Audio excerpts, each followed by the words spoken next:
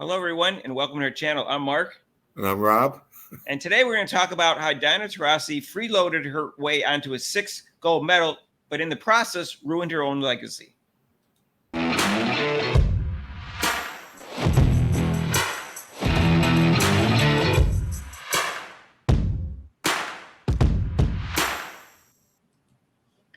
And hey, everybody, if you haven't subscribed to our channel yet, please do so and hit that notification bell when you do. So, Rob, when they chose the Olympic team in June, they announced it, and then Caitlin Clark fans were upset because she wasn't on it. And everybody said, well, who are you going to take off? And everybody quickly replied, Diana Taurasi. It was because it was a really simple answer. It was obvious she wasn't one of the top 12 players anymore. She hadn't made an all-pro team in 4 years. She's never made it an all-defensive team. She was a liability on defense in the WNBA. So imagine in the international basketball, it's even more important. And she got on the team, Rob, because she went to University of Connecticut and she had seniority and they supposedly needed her leadership, which they didn't. And she had experience and all this crap. Yeah. And they kept her on the team, and the committee kept her on the team. And she was only left on that team because the head of the committee was also a UConn grad named Jennifer Rosati. And so she kept her on, and Rob, she played awful. Mark, you're being nice. Awful. She was an embarrassment. Rob, and no one's even worse is they started her for the first 3 games. Which is amazing because it was obvious she was the weakest player on the team, and they had lots of guards. Yeah, it's 6 shooting guards that were better than her. And I'm going to go over her stats right now, Rob. And let me just interject, Mark. You say awful. She was even close to awful. When they were guarding her, and the way you can see the politics were starting, she hadn't played the last few games leading up until the Olympics. She played it. She was out hurt, and then they played her kind of near the end, a couple of games before the Olympics. Right, Rob. They knew she was injured too. That's the other reason, Rob. They could have even put her in the final 16, and then they didn't have to turn the roster into 2 or 3 days beforehand. And when they found out that Diana Taurasi, first of all, she made the team in the first place, but that she also had a lower back injury and a lower calf injury that happened at the end of the year. She actually missed some games, Rob. Right. And Chelsea Gray, the same thing. When they found out when she tried to come back from her injury, she wasn't back yet. And she's still hobbling around even to this day, a month later. They could have kept both of them off the team, but they decided to announce 12 and not change it, which they didn't have. They could have changed it too, but they decided not to change it. So they didn't even announce the final 12 until, anyways, she was terrible. And it was foreseeable, Rob. She's 42 years old. Okay, Rob, so she played 56 minutes. She was 2 for 12, which is 16%. From 3, she was 1 for 9, which is 11%. She didn't even get to the free throw line. She had 4 rebounds, 6 assists, 1 steal, 0 blocks, 2 turnovers, 8 fouls in just 56 minutes, and 5 points. So she averaged 1 point a game because she didn't play in the final game in the playoffs. She started the first 3 games. Then she played 15 minutes in the quarters, 6 minutes in the semis, and 0 in the finals. So that tells you, as the games got more important, Rob, she got fewer and fewer minutes. They told you they knew she was the weakest player. Right. She had a D not P in the finals. And, they wanted the team to gel together. They're saying they played together and they gel together. What a way to create dissent. I'm sitting on the bench, and you got this dinosaur who can't even shoot and play starting ahead of me. Copper sitting on the bench, and then you had Young sitting on the bench. They're sitting there going, what the heck are they doing putting this dinosaur out here? I should be playing. Rob, she ruined her legacy in 2 ways. Number 1, she shouldn't have been on the team. Number 2, they gave her way too much playing time, given that she was the weakest person on the team. She took a lot of playing time away from other players by being on the team. And there's already a shortage of playing time because, number 1, there's 12 people. And number 2, they already have 6 shooting guards. Right. So there's already a shortage of playing time. And in an earlier video, you pointed out the main thing. She knew all this. If she was she just wanted to get the 6th gold medal to break the record. But if it was overall, if she was a really good person, she would have said, well, I can't really do this.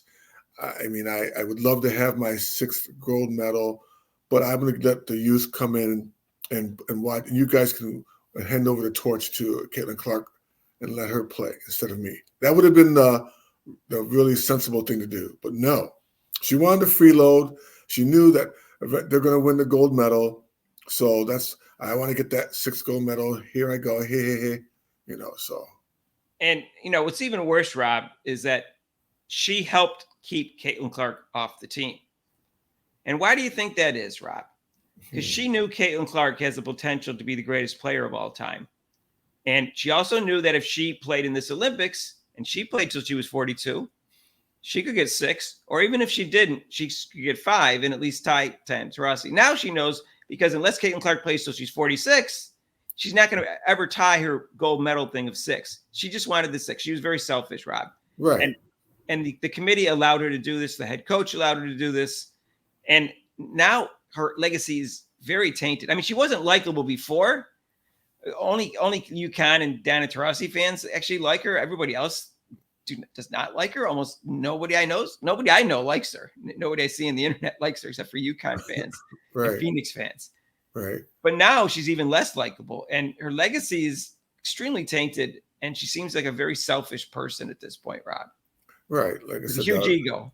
Yeah, the freeloading that she did, it was obvious, especially like in the final. I mean, if she was so good, why did she play not 0 minutes in a final? If she was that good, 0 minutes, an important medal game. Well, she felt she deserved to be on the team when she was 22 years old because she personally, by herself, won 3 championships at UConn. And if you don't believe me, just ask her; she'll tell you, because that's what she said. She said, after this exact wording, after I won 3 championships at UConn, they put me on the Olympic team. She didn't have to prove herself in the WNBA. And meanwhile, she didn't win 3 championships by herself. In fact, when she was a sophomore, Sue Bird was player of the year, and she was on her team. And then she played with 10 players that made the WNBA during those 3 championship years. 10 players, Rob. 10 players. Caitlin Clark played with 1. Okay, so she didn't win 3 championships by herself, just so you know. Even Michael Jordan didn't win 3 championships by himself. No. Yeah, so her legacy was already tainted. It's even worse now. So enjoy your little gold medal. Happy, good for you. Whoop your damn do. Good for you, Diana. But the Olympics will not be remembered for keeping the streak alive for 8 straight gold medals for the women. This will be remembered for not having the right players on the team for the wrong reasons. That's what this is going to be remembered by. And it's going to be, the key is going to be, Diana Taurasi is going to be the center of this discussion. She was the one that was least deserving to be on the team. The weakest link. You are the weakest link. And Rob, as we pointed out in other videos, we had no one under the age of 26 on this team. So now you got a bunch of players who are going to be past their peak or older and no one's going to have experience. Yeah, they're already scrambling to put up a team for 2028 because they saw how the game was. And people are already jumping right after the game. I never seen that happen like that. Already start predicting who's going to be on the team for the next Olympics. Well, there has to be a shakeup.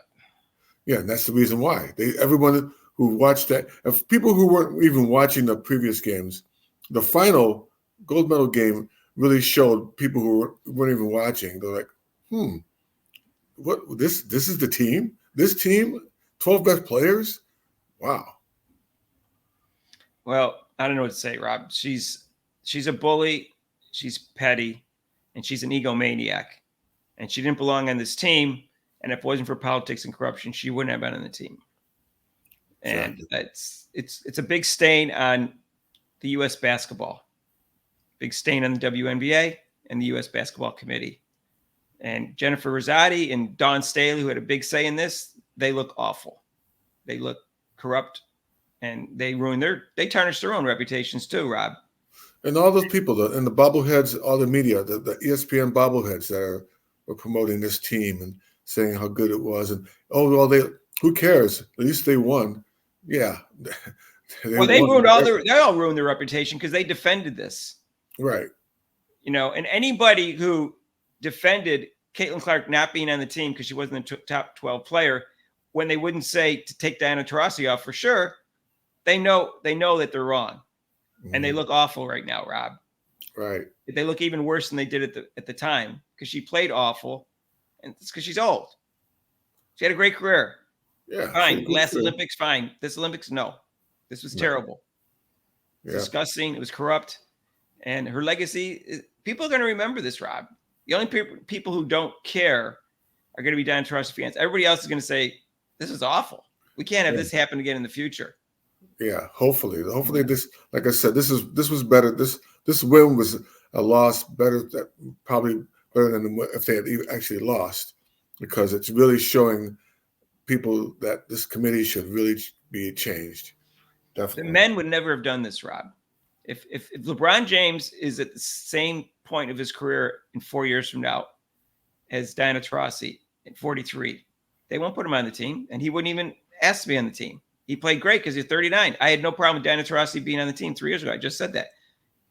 But 4 years from now, he's 43.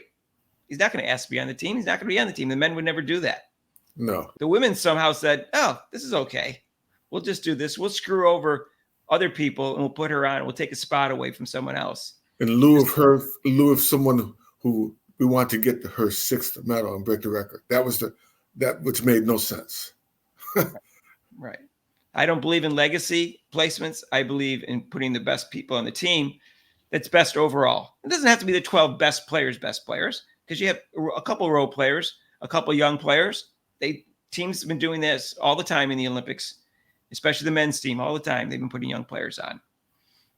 So stop it. This is silly, and I think people are going to remember her in a negative way for this.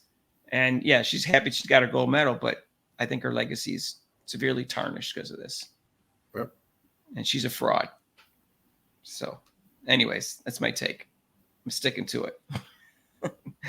Let us know what you think. Well, all this was rather obvious, so it's pretty sad that it came through. Like, we told you so, okay? And that's just us. Almost everybody said this. We told you so.